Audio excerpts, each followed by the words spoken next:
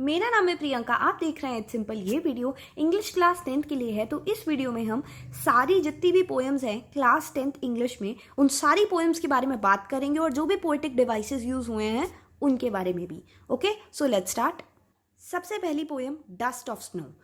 इस पोएम का central idea क्या है? ये पोएम लिखी है रॉबर्ट फ्रॉस्ट ने। सिंबॉलिकली इस पोएम का एक बहुत डीप मीनिंग है। It expresses the significance of smaller things which impact our thought processes for the future. The poet is standing under a hemlock tree. It's snowing. Soon a crow sits on the tree and shakes it, and the snowflakes falls on the poet. This changes his mood, and he spends the rest of the day far from being unhappy and sad. अब बात करते हैं इस poem की rhyming scheme की, जो कि है ABAD. सिंबोलिज्म यूज किया गया है हेमलॉक ट्री, काउ और आयरनी. एक कॉन्ट्रास्ट दिखाया गया है between what is said and what is meant, and it is also between what appears to be true and what is the ultimate truth, right? जैसे कि rue is also a herb, a plant used in medical purposes in the Mendeleev times. The irony is seen in the poet's use of hemlock tree and rue processing poison, yet giving the poet much desired happiness. Second poem है Fire and Ice. इस poem का जो central idea है वो love, compassion, equalities and sympathy, इन सारी चीज़ों के आसपास रिवॉल्व करता है कि ये सारी चीज़ें जो हैं they alone can help the mankind in establishing peace on the earth. Fire and ice are symbolically used. Fire symbolise करता है डिजायर को and it can bring an end to the world, और आइस जो है वो symbolize करता है coldness को, हेट को, इनडिफरेंस को in human relationship, and can be the cause of the end of the world. Too much desire या फिर too much coldness brings an end to the world. तो यही इस पोएम का सेंट्रल आइडिया है. Rhyming scheme इस poem की यहाँ पे गिवन है. पोएटिक डिवाइसेस कौन से यूज हुए हैं उसके बारे में बात करते हैं. पहले तो सिंबलिज्म यूज हुआ है, जैसे कि fire is used as a symbol of desire and ice stands as a symbol of coldness and indifference. दूसरा पोएटिक डिवाइस जो यूज हुआ है वो है पैराडॉक्स. पैराडॉक्स का मतलब क्या है पहले तो ये समझ लो. पैराडॉक्स का मतलब है एक ऐसी सच्ची स्टेटमेंट, एक ट्रू स्टेटमेंट जो कि अनट्रू लगती है. ये किस स्टेटमेंट में है? But if it had to perish twice. Third poetic device है एलिटरेशन, जैसे कि I hold with those who favour fire. Favour fire, FF आया ना 2 बार. या फिर अगर हम बात करें सम से नाइस, तो सम से SS फिर यहाँ पे आया. Some say the world will end in fire, some say ice, SS दोबारा आया. द वर्ल्ड विल फिर से आया, WW. तो यहाँ पे भी एलिट्रेशन यूज हुआ है. फोर्थ पोएटिक डिवाइस जो है वो है इमेजरी. इमेजरी क्या होता है? A figure of speech where thing gives out another meaning than its literal meaning. That is, fire and ice stand for desire, passion and hatred, coldness in human relationship. Fire also connotes the feeling of heat and burning pain, etc. Ice connotes the feeling of coldness, hatred, intolerance, indifference, etc. Right? Next poem है The Tiger in the Zoo. इस poem में the poet described the mental state of the tiger in the cage. There is a comparison between the life of a tiger in a wild state, in a natural habitat, and in a cage. The poet gives out a strong message that the wild animals should remain in their natural habitat and not in cage zoos. Out of this is born the poet's strong plea that freedom should not be snatched from the wild animals. Captivity is the worst kind of punishment given to animals living in a wild state or in their natural habitat. The poem stresses the idea and necessity of freedom and how valuable it is. Okay, rhyming scheme first, second and fifth stanza के लिए है ABCB, और third और fifth stanza के लिए है ABCD rhyming scheme. Okay, poetic devices जो इसमें यूज किए गए हैं वो है एलिट्रेशन एंड रेपिटेशन. फिर से एलिट्रेशन का एक एग्जांपल ले लेते हैं. एलिट्रेशन तो पता ही है कि repetition of initial consonant sounds in the same line. तो एक लाइन बोलती हूं मैं, he stalks in his vivid stripes. तो स्टॉक्स और stripes, repetition, it is the repetition of the words या फिर phrases in the same line, जैसे कि on pads of velvet quite in his quiet rage। तो इस लाइन में जो अभी मैंने बोली उसमें quite 2 बार रिपीट हुआ है। नेक्स्ट पोएम है how to tell wild animals. तो इसका जो सेंट्रल आइडिया है वो रिवॉल्व करता है around the individual identities of various wild animals. These identities are wild in the sense that these wild animals hunt other animals in a dangerous manner. These revelations of these wild animals' hunting ways are described humorously. We come to know how these wild animals behave with their individual features. The poem educates the readers about these wild animals. तो poetic devices जो use हुए हैं, सबसे पहला तो है alliteration, that is जो initial consonant की साउंड्स हैं उनको रिपीट करना, जैसे कि लेप एंड लेप अगेन, इसमें एल की जो साउंड है वो रिपीट हो रही है। दूसरी चीज जो यूज हुई है पोएटिक डिवाइसेस में that is poetic licence. Poetic licence का मतलब क्या है? इसका मतलब है जब पोएट अपने ही शब्दों को दोबारा यूज करता है या फिर ट्विस्ट करता है उनको फॉर राइमिंग पर्पसेस। जैसे कि एक लाइन है as soon as it left on you, इसमें लीप्ड को पोएट ने लेफ्ट में कन्वर्ट कर दिया है। फिर नेक्स्ट पोएम है द बॉल पोएम। इस पोएम में जॉन बेरीमैन डिस्क्राइब करता है grief and pain of a boy who has lost his ball.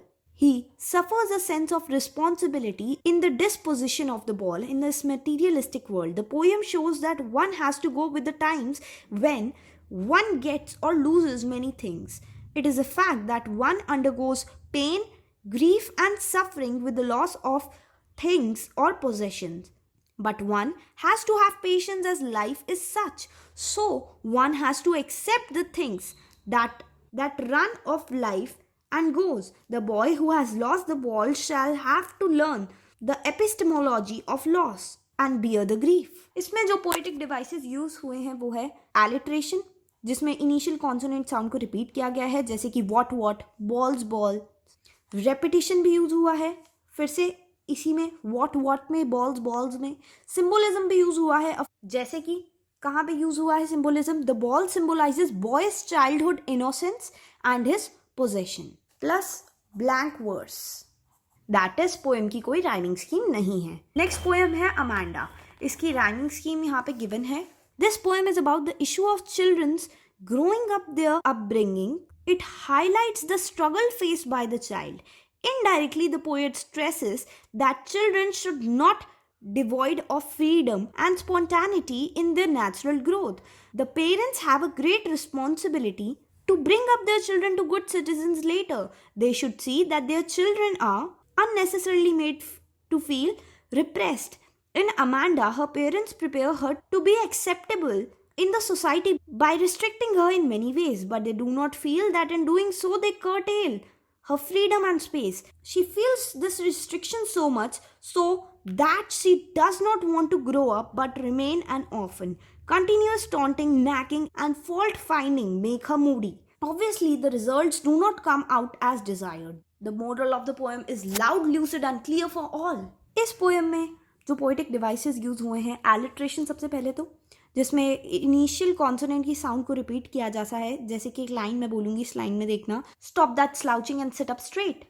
तो इसमें एस की जो साउंड है, मेटाफर, एक ऐसी स्पीच जिसमें कंपैरिजन दिखाया जाता है दो अनआइडेंटिकल चीज़ों का, जैसे कि orphan who doesn't have nagging parents over them. तीसरा पोएटिक डिवाइस जो यूज किया गया है अमांडा पोएम में वो है एल्यूजन। एल्यूजन में क्या किया जाता है? रेफरेंस दिया जाता है किसी भी चीज़ को, किसी भी इंसान को या किसी जगह को फ्रॉम रिलीजियस हिस्ट्री या फिर मिथ या लिटरेचर में से, जैसे कि रपंजल, ये तो तुम्हें पता ही है, a German folktale character who lived in a high tower, बाल बहुत लंबे थे रपंजल के।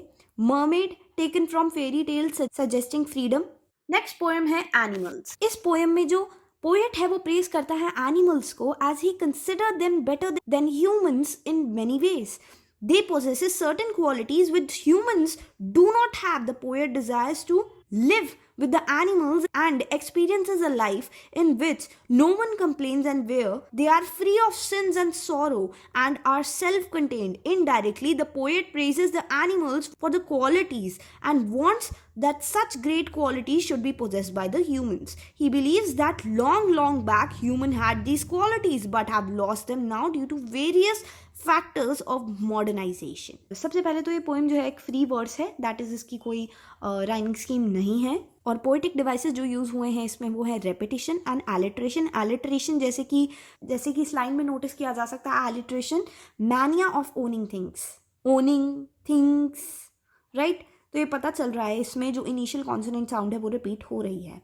रेपिटेशन भी हुआ है यहाँ पे, जैसे कि इस लाइन में I stand and look at them long and long. तो इसमें भी repetition use हुआ है. Next poem है The Trees. In this poem, the trees are shown to struggle out of the clutches of the human beings in the form of growing them into confines of their homes.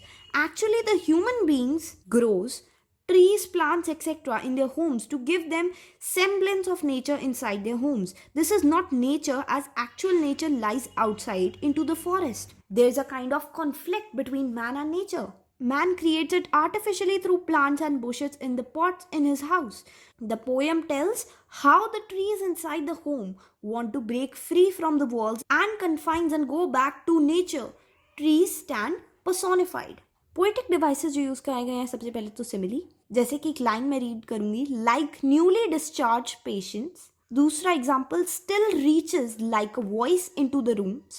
और दूसरा poetic device जो use हुआ है वो है imagery, जिसका example दिया जा सकता है इस लाइन से, its pieces flash now in the crown of the tallest oak. Next poem है fog. The poet describes fog as a cat in the poem.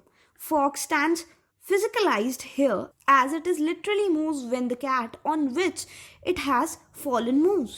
This alludes to the poet's appreciation of the nature in its various aspects and forms. To the poet, the coming of the fog is similar to the way a cat comes and the fog sits on it. Likewise, the fog sitting there looks as the cat looks over the harbor and the city. Similarly, the fog doesn't stay at one place but moves from one place to other as the cat moves. Poetic devices जो use हुए हैं इस poem में वो है सबसे पहले तो metaphor. Cat refers to fog and vice versa. दूसरा poetic device use हुआ है analogy, that is comparison of fog to a cat. और ये poem एक free verse है, that is इस poem की कोई rhyming scheme नहीं है. नेक्स्ट पोएम है the tale of custard dragon. जैसे कि टाइटल से अपने आप पता चल रहा है कि ये जो एक पोएम है ये फनी और ह्यूमरस पोएम है. It tells the story of a little girl Belinda who keeps little pets like a mouse, a dog, a dragon etcetera in her little house. Her pets except the dragon have been described as very brave.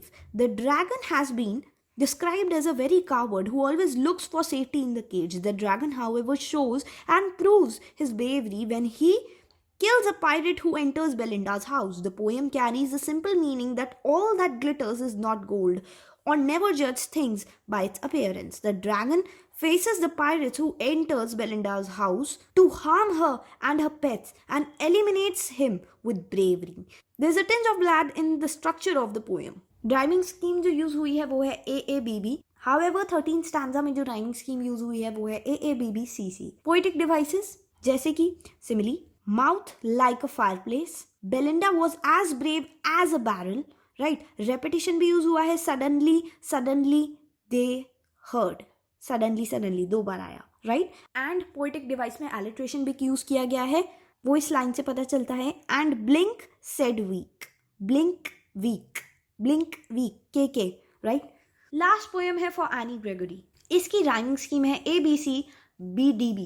जो title है, it defines the perception of love by different people. There is also spiritual and divine connect in the poem. There are two person in the poem who dialogue about love defines it. Who these persons are is unclear, alluding to the universalization and generalization of the love. These persons could be Annie's lover, a friend, or the poet himself. The poem shows the true nature of the human who measure love through the outer beauty only. But this outer beauty is transient. What is important is not the outward appearance, but the love or the beauty that lies within us. God doesn't love a human being due to the physical beauty as humans tend to do. but loves human for themselves, right? So poetic devices इस poem में कौन से use हुए हैं? सबसे पहले तो alliteration use हुआ है, जिसमें इनिशियल कॉन्सोनेंट साउंड्स को रिपीट किया जाता है, जैसे कि इस लाइन में किया जा रहा है, and not yours yellow hair, yours yellow, why, right? Metaphor भी यूज किया गया है, जहाँ पे कंपैरिजन होता है दो चीज़ों के बीच में या दो क्वालिटीज़ के बीच में जो कि सिमिलर नहीं है, जैसे कि हनी कलर्ड रैम्पार्ट्स। तो इसी के साथ ये वीडियो यहीं पे खत्म होती है। So that's it for this video.